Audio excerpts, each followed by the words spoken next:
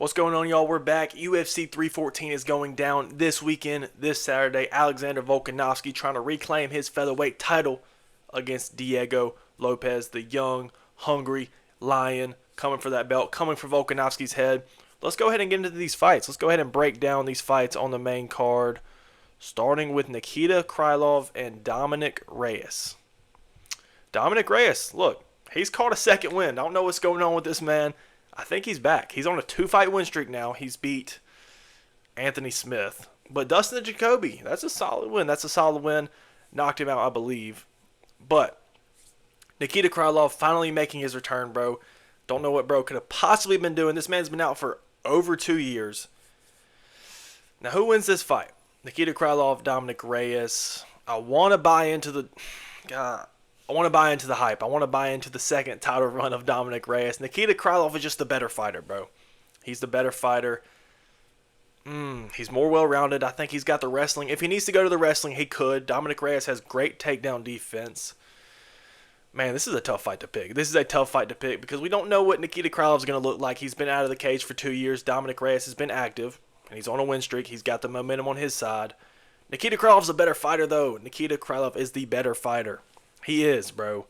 But I'm torn. I don't want to spend too much time on this fight because I really want Dominic Reyes to continue his title run. He's never going to fight for the title again. But, you know, a man can hope. We want to see Dominic Reyes always in the win column on a win streak. But, man, I keep saying Nikita Krylov is just the better fighter. This could age horribly because of the ring rust. We don't know what this man's going to look like. I want to pick Dominic Reyes. Y'all know y'all want me to pick Dominic Reyes, but I think Dominic Reyes is getting slept again. I think he's getting knocked out, guys. I don't want to talk about it much more. That's what's going to happen. Let's move on to the people's main event, guys. I'm sorry. I'm sorry to disappoint y'all this early into the video. But now we got Bryce Mitchell versus Gene Silva, the people's main event. Good versus evil, according to Bryce Mitchell. This is a fun fight, guys. We got the wrestler versus the heavy-handed Gene Silva, hot prospect, knocking out everybody that he's faced so far. Dude, this is a tough fight. This is a big step up in competition for Gene Silva. Bryce Mitchell hasn't had much success against the heavy-handed punchers in Josh Emmett, who knocked him into a seizure, gave this man CTE. And then against Ilia Topuria, Bryce Mitchell, I don't know if he got dominated. He definitely was Ilia Topuria was definitely the better fighter in that fight. Bryce Mitchell got beat up. He got beat up. He showed some good signs. You know, he got a takedown on Ilia Topuria. That's pretty much it. But that's the thing. Gene Silva is not no Ilia Topuria. Look, he's a rising prospect. He's a great fighter from what we've seen so far. I think Bryce Mitchell is going to be able to land a couple takedowns in this fight, rack up some control time. But is Silva going to be able to jump back up to his feet, go back to work on the feet, land some, right hands, left hands, land some combos? He's a very patient fighter, a very patient striker. He obviously has massive power in his hands. Gene Silva will find that shot. I hope he's not overly aggressive in this fight because he obviously doesn't like Bryce Mitchell. I don't know if they genuinely hate each other, if this is just to sell the fight. But Gene Silva doesn't like Bryce Mitchell. He wants to knock him out, and the fans want to see Bryce Mitchell get knocked out. Every good striker that Bryce Mitchell has fought, he's wore the damage on his face. Maybe he'll somehow win the fight. He'll find a submission or a decision victory. His eye's going to be swollen shut. He's going to be cut. He's going to be swollen, like I'm saying. He's going to show the damage. He's going to look like he lost the fight. I think we could see something similar in this fight. I think Bryce Mitchell is going to take some damage, but I think Bryce Mitchell is going to be able to land a takedown, rack up some control time. Is Bryce Mitchell going to be able to find a submission in this fight? I don't think so. I don't think so. Gene Silva scrambles back up to his feet very well. I think Bryce can hold him down for a little bit, though. I think he can rack up some control time, maybe a little bit of ground and pound elbows. I think Gene Silva is also going to be very active off of his back, maybe not looking for a submission so much, but I could see him raining down elbows, maybe slicing Bryce Mitchell open from the bottom. This is a tough fight to call, bro. Very tough fight to call. The odds are crazy on this fight. I'm not going to lie. Minus 278 for Gene Silva. When he opened up, I'm pretty sure he was in the minus 300s. Bryce Mitchell was close to a plus 275 just a few days ago. We just haven't seen Silva fight an elite grappler like Bryce Mitchell. We've seen him fight Charles Jourdain. I wouldn't call him an elite grappler. He got Gene Silva down. He didn't do much with it, but he's got him down. I think he got him down twice, actually. And we know Bryce Mitchell can take down some elite grapplers in Ilia Topuria, which we haven't seen too much of his grappling in the UFC, but we've heard about it. Now, on the feet, Bryce Mitchell, he doesn't offer much, bro. He doesn't offer too much. But if he can mix in the threat of the takedown, obviously that always opens up more opportunities on the feet. I don't think he's going to hurt Gene Silva. I don't think he's going to knock him out, obviously. But I think he could throw a combination that leads into a double leg takedown. I think he's going to get this fight down. I do think he's going to get this fight to the ground. Guys, I'm going with Bryce Mitchell in this fight. I'm going with the massive upset, the big underdog, Bryce Mitchell. I'm going with Bryce Mitchell to win a control time decision, bro. When this fight first got announced, Gene Silva versus Bryce Mitchell, I was going Gene Silva, bro. He's going to knock him out, obviously. Bryce Mitchell on the feet, not that good. But the more I think about it, the more I watch film on this fight, and the more I hear Bryce Mitchell talking, the battle of good versus evil, man. I'm going with Team Good. I'm siding with Team Good. Don't know how true this is about the Gene Silva being possessed by a demon, man. Hey, I'm just giving my input. Again, according to Bryce Mitchell, this is a battle of good versus evil. Jesus versus Satan. I'm going with Team Jesus, bro. I'm going with Team Jesus. I don't know how accurate that is, but I'm rocking with Bryce Mitchell. I think this could be fight of the night. I think we're going to go all 3 rounds in this fight. I think Gene Silva's going to beat up Bryce a little bit on the feet. He's going to be wearing the damage. I think Bryce Mitchell's going to get Gene Silva down eventually. Maybe land some ground and pound. Looking for some submissions. I don't know if he's going to lock up a submission. He could. He's very dangerous on the mat.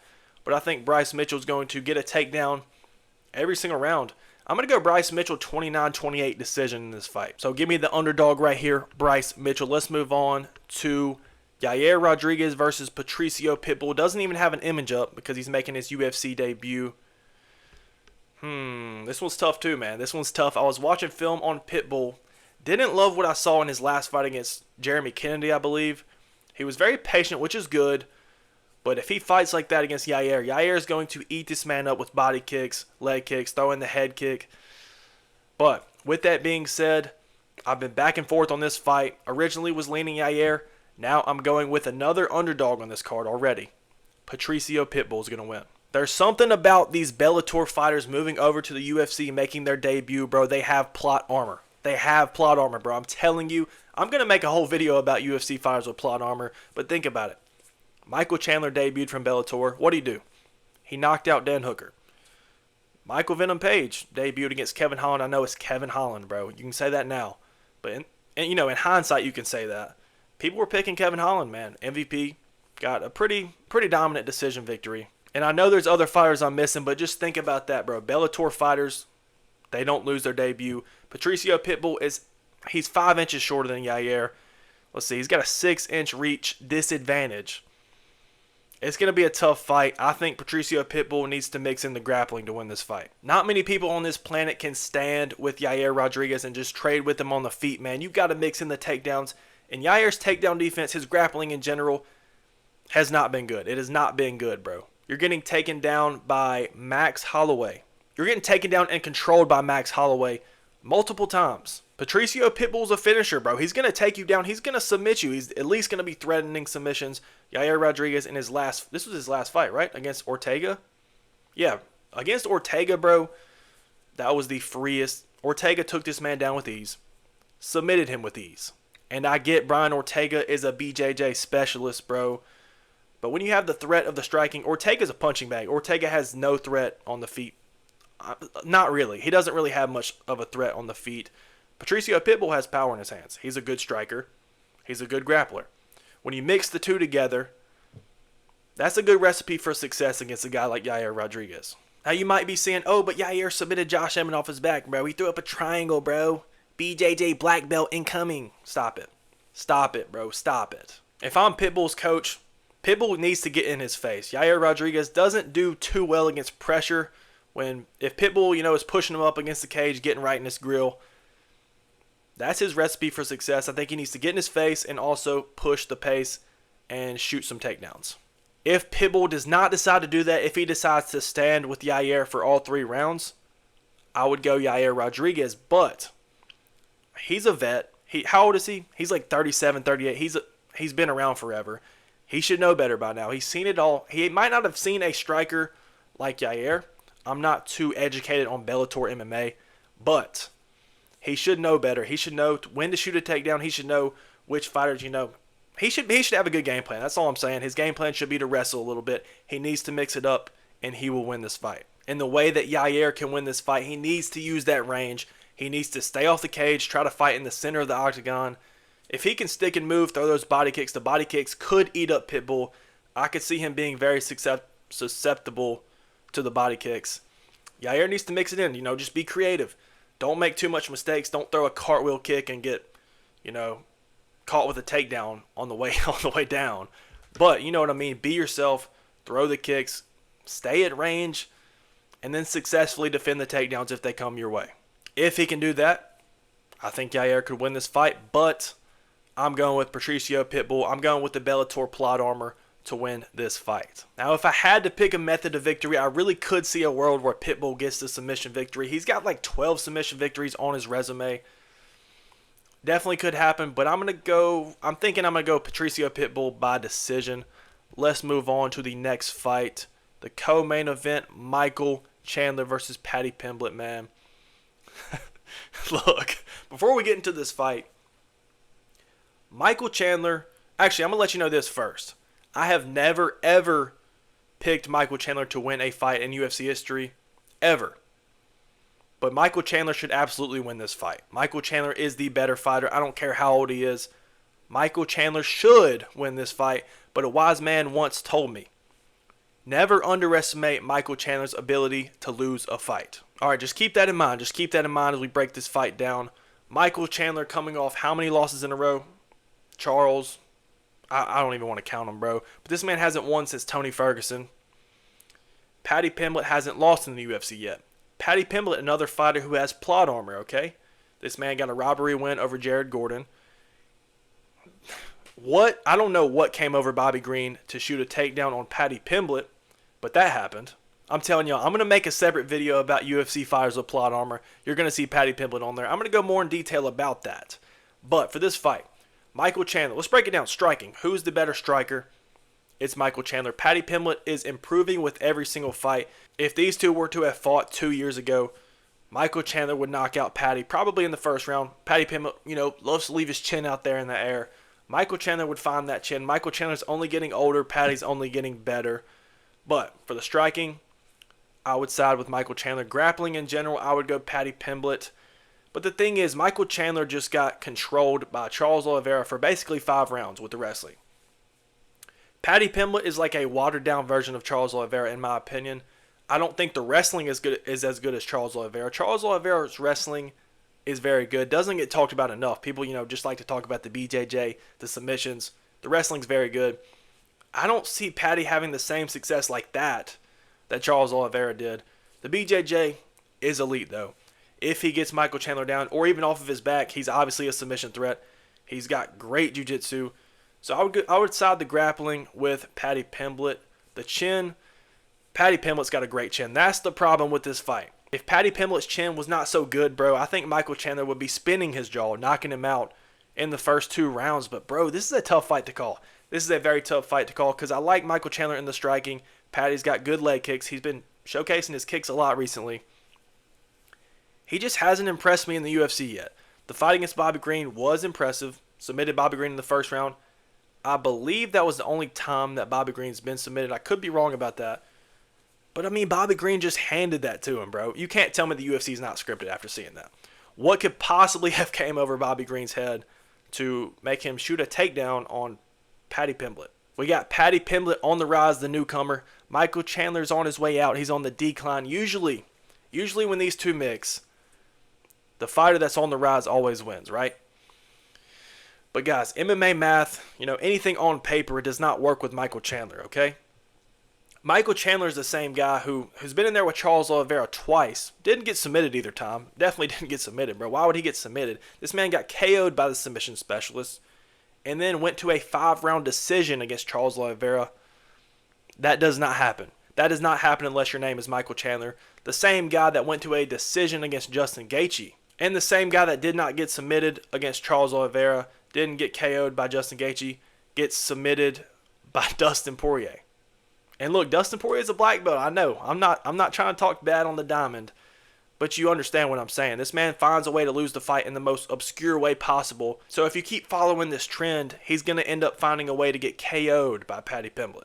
Michael Chandler gets knocked out by the grapplers, and then he gets submitted by the strikers. All right, but this fight is a 5-round war. I think this is going to be a banger fight, going to be very high-paced.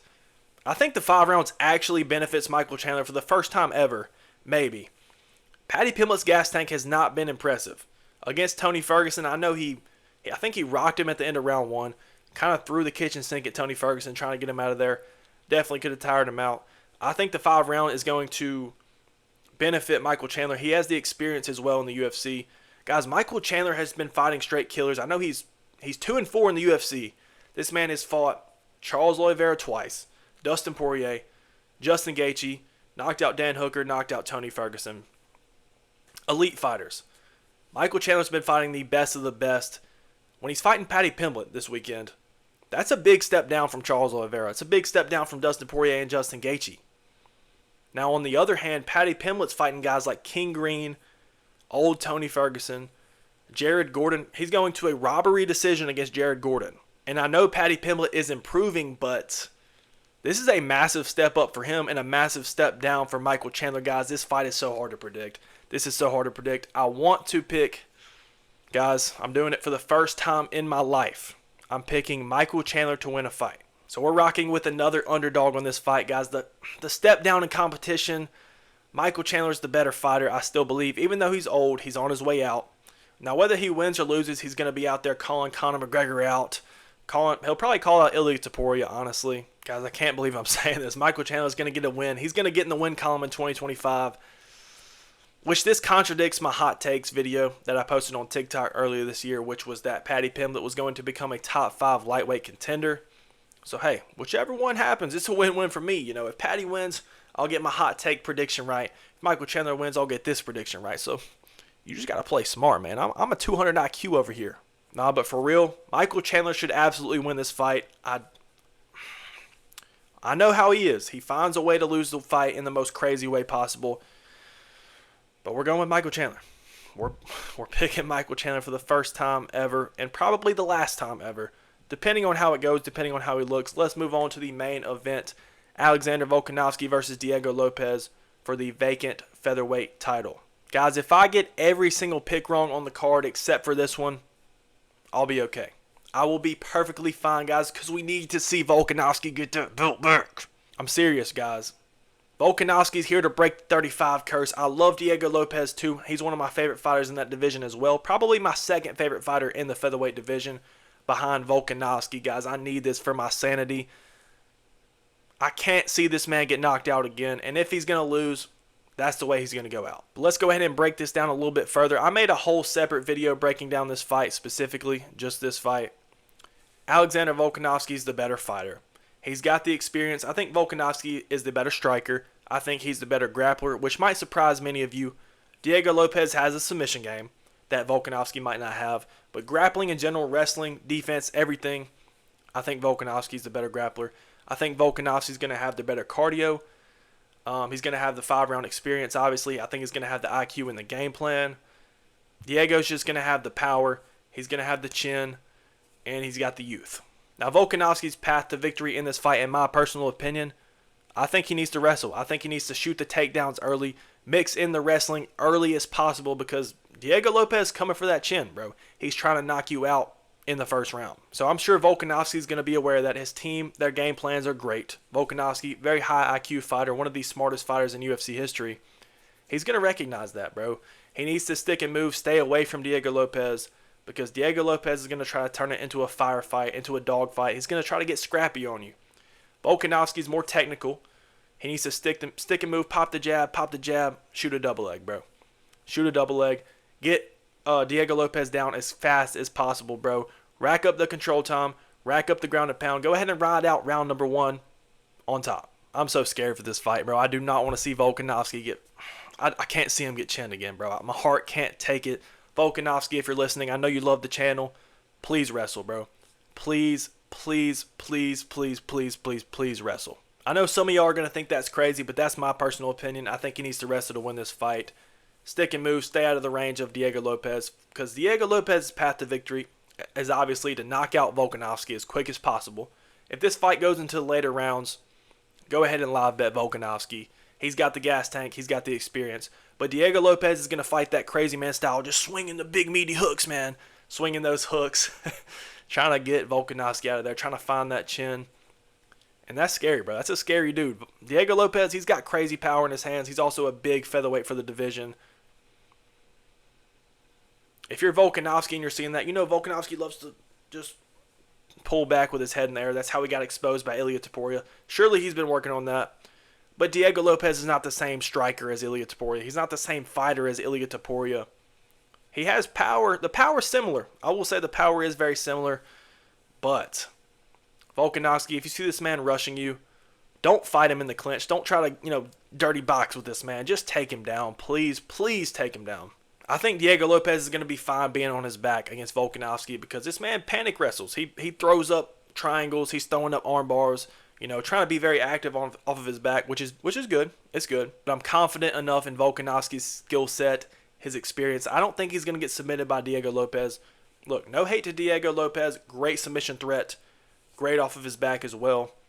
I just trust Volkanovski here. And if Volkanovski can ride out some control time and, like I said earlier, land some ground and pound, he's going to win this fight. Diego Lopez is going to get tired as the fight goes on. Volkanovski is only going to get better as the fight goes on. And once he sees Diego Lopez is tired, I think he's going to hit another gear. And for my official prediction on this fight, guys, I'm telling y'all, if this is the only fight I picked correctly, I'm happy. I'm perfectly happy.